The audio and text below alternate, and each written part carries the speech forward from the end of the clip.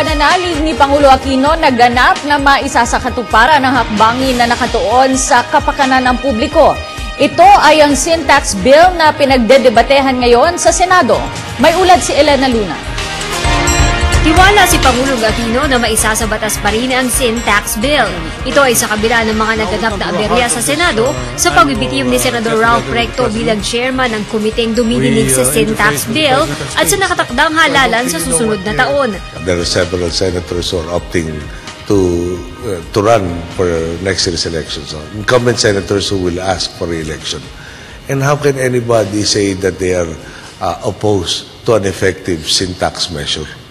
Ayon sa Pangulo, walang plan B para dito at sa layuning maging paraan ito para makalikom ng pondo ang gobyerno para sa social services. I really am confident that it will pass. No?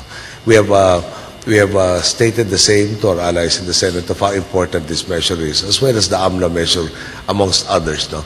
Will it pass given the tightness of the schedule? I think there is sufficient time to really thresh out all of the details and come up with something that is that they can fully support. Sinabi ng Pangulo na ang sin tax ang tanging buwis na nais ng gobyernong ipataw at itaas. Tumaas na ng 2% ang tax collection ng pamahalaan.